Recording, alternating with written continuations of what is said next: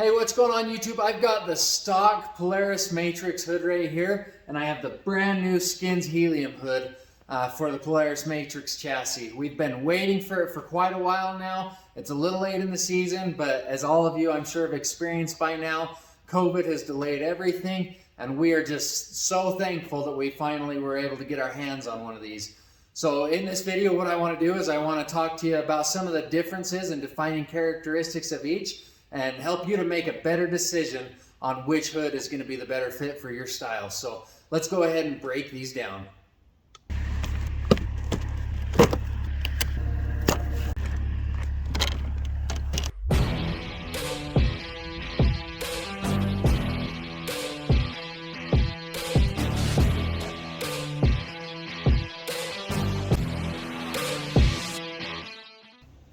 Alright guys, as you can see, I have both hoods sitting right here, and right off the bat you can basically tell that the only thing that these two hoods have in common is that they go on the same machine. They fit on the machine the same. The Helium hood is going to be a direct stock replacement hood, meaning that it'll just go right on. All you're going to have to do is swap the necessities over, your gauge as well as your quarter turn fasteners, and then depending on which gauge, you have the option of picking one or the other of these two plates up here. You have the plate for the small gauge, and you have the plate for the 7S gauge. And I think that that is an awesome feature that Skinz has designed that, and especially that they're out of metal. I feel like that's going to be a nice upgrade over the stock, or not the stock, but the Axis Helium hood. These are going to allow the gauge to fit more snugly without any slop at all, and so super nice. Keeping that in mind though, is it's not going to be just you buy it, you slap it on, and that's the end of it. You are going to have take a little bit of time to switch some components over. You have your gauge sensor up here that you're going to have to put on up on the hood. You'll have to drill a hole, but Skinz does provide you with the hardware that you're going to need, the plates as we talked about, as well as your instructions that you can follow to make sure that you install everything correctly. So I think Polaris knocked it out of the park with the Matryx chassis. They did an awesome job. I love the machine, but one thing that I really do not like and I'm not a fan of, but it's form or function over looks, and that's going to be this alien brain up here. So if you have a stock Matryx, you know that you can just take and slide this over and flip that gauge down, and you have a storage compartment. Really nice, definitely way bigger and more useful than what the Axis hood storage compartment was, but I just don't really care for the looks of that alien brain on there. And so with that, Skinz has done an awesome job taking and making that a way lower profile on this Helium hood. You can see how much further down that's going to sit. And so then all of your storage stuff isn't going to be sitting up here anymore.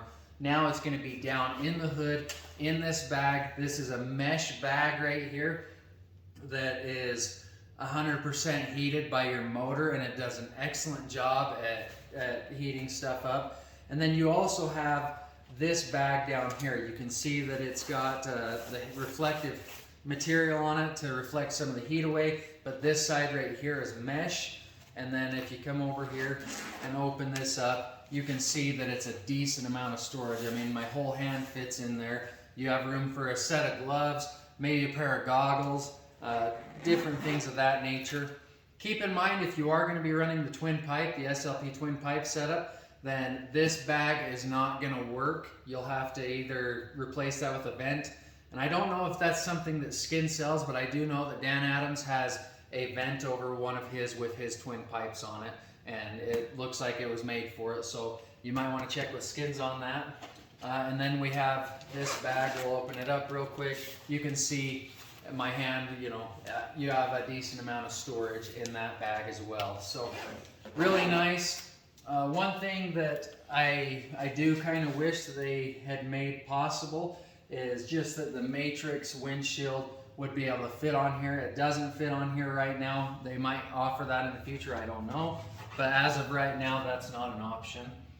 And so when you put this hood on, unless you do something yourself, this is what it's going to look like. But all in all, I love it. Now let's talk about weight a little bit. So if you could get on Dan Adams' YouTube channel, he's got a great little overview video of these two hoods, just as far as the weight goes. He takes and weighs them. He's got 7S gauges in both hoods. They're set up, ready to go.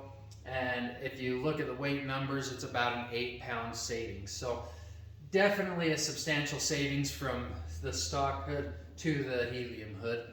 And this headlight is pretty dang heavy, to be honest. And super nice, like it looks really good.